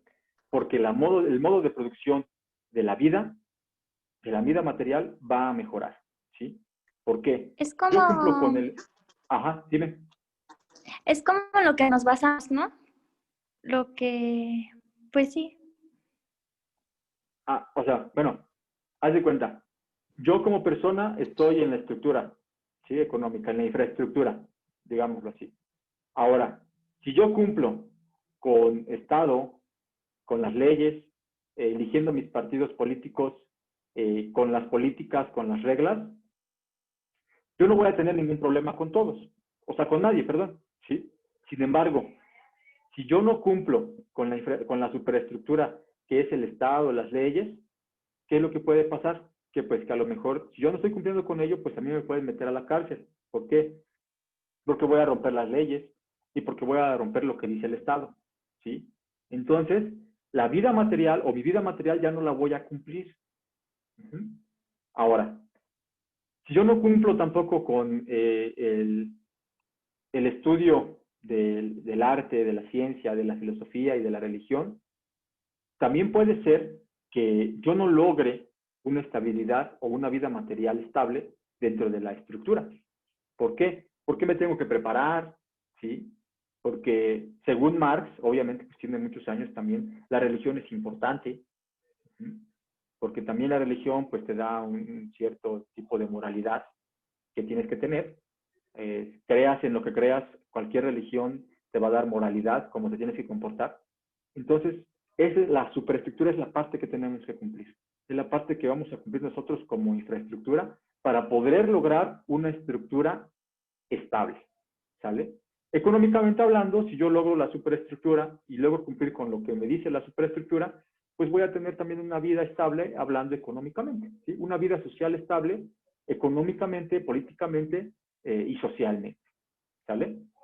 ¿Queda alguna duda ahorita hasta aquí en los componentes de una sociedad? No. Ok, Ninguna duda. perfecto. A ver, pero ahora nos vamos a regresar un poquito, ¿sale? Porque ya vimos aquí la infraestructura y ahora tenemos que ver la estructura económica, ¿sí? Esto también nos dice, según Marx, ¿sale? La estructura económica nos dice que tenemos fuerza de trabajo, medios de producción, materiales para los medios de producción, división de trabajo y distribución de riqueza. En la estructura económica, lo que yo les comentaba, ¿sale? Nosotros que tenemos, no sé, yo como persona tengo la capacidad de poder trabajar, ¿sí? Tengo la capacidad de poder salir y a lo mejor a lo que yo me dedique, ¿sí? No pasa nada, a lo que yo me dedique. Si yo soy un docente, soy licenciado en administración, ya cumplí con una parte de la superestructura, ¿cierto? No, porque ya estudié, ya tuve la educación en alguna ciencia, ¿sí?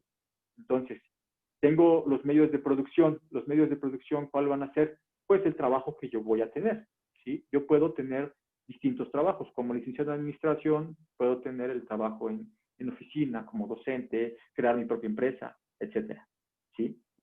También tengo el material para los medios de producción.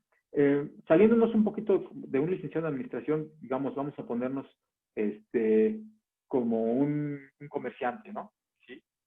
Digamos, un comerciante tiene la fuerza de trabajo, tiene medios de producción, a lo mejor él planta sus aguacatitos y él mismo recoge sus aguacatitos y él mismo los vende. Ajá. Entonces también tiene los materiales de los medios de producción.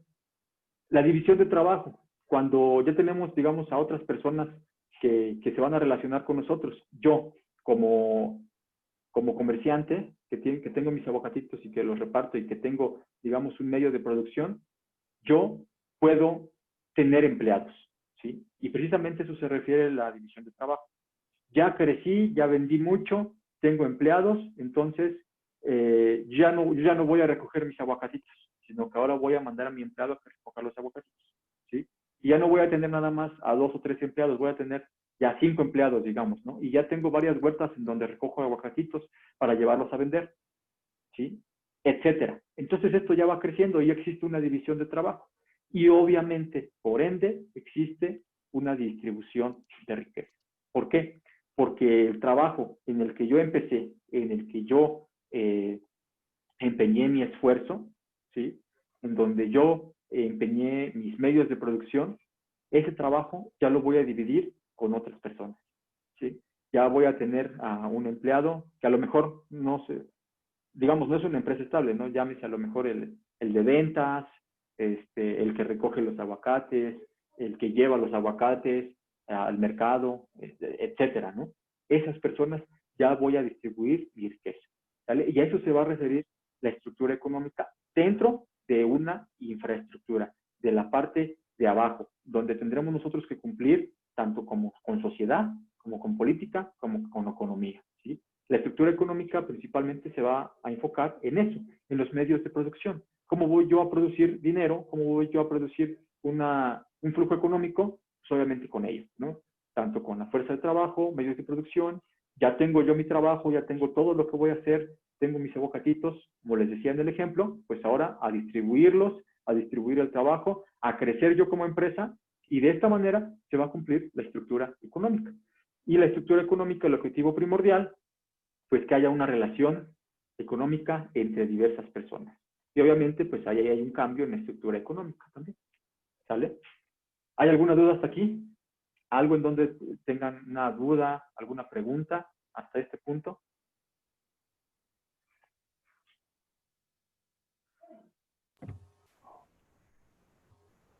¿No? Yo todo bien. ¿Todo bien? Ok. ¿Podemos Todo continuar? Sí. Perfecto, muy bien. Excelente. Ya estamos a punto de concluir, jóvenes. La verdad es que a mí me apasionan mucho estos temas, por eso a veces ni checo la hora. Vamos a terminar esta diapositiva. Esta y la siguiente diapositiva. A ver, déjenme ver cuáles son. Pues sí, ya nada más para terminar de ver la infraestructura y superestructura, a ver si nos da tiempo, ¿sale? De estructura económica depende la superestructura, en la cual se incluyen las formas jurídicas o políticas, la filosofía, la religión, el arte, las ciencias, etcétera, ¿sale? Eso ya lo explicamos ahorita.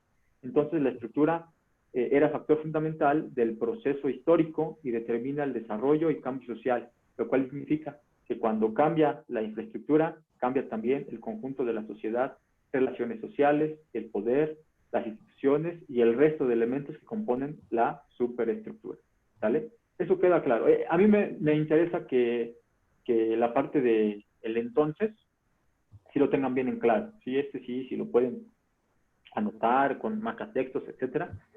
Es muy importante, ¿sí? Porque aquí nos dice, ya de la explicación que ya les di acerca de infraestructura y superestructura, nos dice que de acuerdo a la relación tanto de infraestructura como superestructura, puede haber un cambio, ¿sí? Un cambio significativo. Yo, de infraestructura, como persona que convive en una sociedad tanto económico, político y social, si tengo un cambio con algo hacia de la superestructura, perdón, si cumplo con las leyes, si cumplo con las normas, si cumplo con lo que me está diciendo gobierno, ¿sí? Con mis impuestos, si cumplo también con yo estudiar a lo mejor algún arte, alguna ciencia, etcétera, yo voy a poder tener una estabilidad económica, social y política. Si no lo hago y si no cumplo con las partes de la superestructura, yo como infraestructura, voy a tener problemas, ¿sí? Uno de los problemas más usuales pues, es que a lo mejor si no cumplo con las leyes, no cumplo con lo que dispone el gobierno, pues voy a tener que ir a la cárcel. Si yo no cumplo a lo mejor con alguna de la ciencia, del arte, etcétera, pues no voy a tener a lo mejor una estabilidad, ¿sí? Una estabilidad, obviamente, pues hablando de la estructura, tanto social, política y económica. ¿Sale? ¿Hasta aquí hay alguna duda? Ya no vamos a tener plenitud en esos ámbitos, ¿no? Exactamente, exactamente. Tú como infraestructura tienes que cumplir las partes de la superestructura, ¿sí? Al momento de cumplir las partes de la superestructura, tendrás una estabilidad social, económico y político. Esa es la conclusión más grande a la que podemos llegar, exactamente. ¿Va?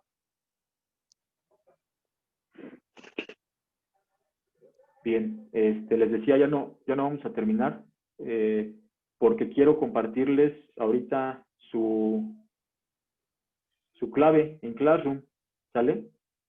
Entonces, voy a ingresar y ahorita les mando ahí en el grupo para que ustedes puedan ingresar y para que estén al pendiente. Posteriormente, vamos a tener, por aquí también tengo, vamos a tener clase hasta el lunes a la 1, otra vez. No vamos a tener clase, digamos, así como marca el calendario, hasta el lunes. Entonces, es importante que chequen las tareas, que las investiguen, que lean. Todo esto es leyendo. Mientras más leo es donde más tendré... Ajá. Entonces, nada más los lunes es cuando tenemos clase virtual. Ajá. No sé, así lo han estado manejando también con otros docentes, ¿no? Porque así tengo yo la indicación. Ajá, mitad y mitad, bueno. Sí, porque nuestro calendario ahí se ve cuándo es.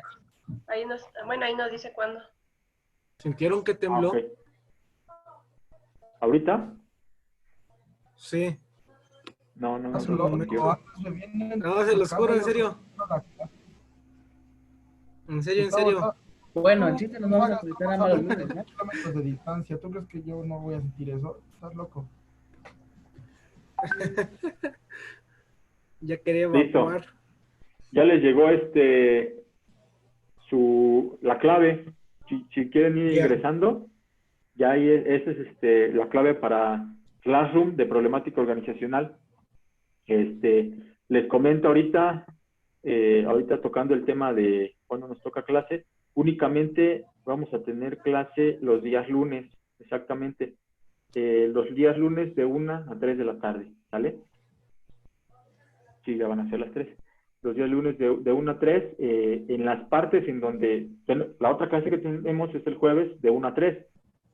En esa sesión yo en ese tiempo, en ese lapso de tiempo, les voy a dejar algunas actividades.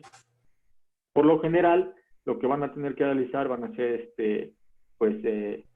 algunos resúmenes e investigaciones para las otras clases. Lo que pasa es que tenemos que ir un poquito rápido porque como yo tengo nada más 2 horas, digamos, frente a ustedes, ustedes también tienen que adelantarse un poquito en investigar, en saber para irnos más rápido, y nada más para saber bueno, digamos, para ir corroborando, ¿sale? Entonces, en este aspecto, pues vamos a tener que ir enfocándonos a la investigación, a la lectura, y ya posteriormente, ya cuando sea la clase, nada más para ir corroborando que las cosas estén bien, ¿sale? Ya vi que ya van ingresando. Ya ahorita vamos a terminar. No haya ninguna duda hasta aquí. En la siguiente clase continuamos con la sesión. Yo agradezco mucho su asistencia, échenle muchas ganas. Es una forma distinta de aprender, es una forma distinta de estar frente a ustedes. Es muy difícil porque a mí me gusta mucho estar frente a grupo, me gusta mucho escucharlos. Es muy difícil estar aquí sentado frente a la computadora y pues ahorita los veo, ¿no? Veo que muchos sí prendieron su camarita, algunos otros no. Es muy, muy difícil, pero pues agradezco su disposición. Yo estoy completamente dispuesto a enseñarles todo lo que yo sé y lo que sigo estudiando, ¿sí? Porque para cada sesión las cosas van cambiando. Les digo, ya tengo experiencia de esta materia de 2 años, o sea, ya la di 2 años y me gusta mucho, he mejorado en muchos aspectos y quiero seguir haciéndolo. Quiero seguir leyendo, quiero seguir empapándome de información, quiero seguir aprendiendo, enseñándoles. Entonces, yo estoy dispuesto, completamente dispuesto a enseñar todo lo mejor de mí, a dar todo lo mejor de mí. Yo sé que ustedes también están dispuestos. Vamos a echarle ganas juntos. Vamos a sacar este semestre de una buena forma, aunque sean cosas difíciles, la situación, aunque esté difícil, la vamos a sacar de una buena forma. ¿Sí? Porque sé que ustedes son personas que quieren aprender, sé que ustedes son personas que quieren ser licenciados en administración, 5º semestre, no se pueden echar para atrás, ya vámonos para adelante únicamente, ¿sale? Entonces, les deseo una buena semana, estén atentos a la tarea que les voy a dejar en esta semana, háganla, entréguenla a tiempo y vamos a ir trabajando de esa manera, ¿sale? A lo mejor algunos tienen algunas fallas de conexión, etcétera, pero voy a tratar de subir todas las sesiones que tenga, las voy a tratar de subir por si algo se les llegó a escapar, ¿vale? Entonces, yo les mando un saludo, cuídense mucho, échenle muchas ganas a sus demás clases y vamos con todo. En este semestre vamos a acabarnos, lo vamos a dar lo mejor con una buena actitud como siempre, ya saben, ¿vale? Que estén muy bien, cuídense mucho, jóvenes. Nos estamos viendo. Gracias. Muchas gracias, igualmente. Buenas tardes, Hasta luego. Bye, bye. Gracias, buenas tardes. A comer ahora sí. Dick, una pregunta antes de terminar de esto. Sí, otro poco y la termino. Dime, Waldo. En cuanto a mi asistencia del día de hoy, como llegué un poquitito después, no sé si me la colocó o qué pasó ahí. Ya te anoté, Waldo. Ya te anoté. ¿Va? También por favor. Daniel está en línea, por si no lo anotó. Daniel está en ciber, por eso dijo que no tienen cámara, entonces por eso no prendieron la cámara. Daniel. Daniel también me faltó. Daniel, ¿estás ahí? Sí, ahí está, Daniel CG. Sí, ya vi que es CG. Bueno, sí, ahorita también lo anoto, a ver si ya hace acto de presencia en la siguiente sesión. ¿Va? Hasta luego. Muy bien. Que estén muy bien, jóvenes. Cuídense mucho. Hasta luego. Bien, hasta luego. Hasta luego.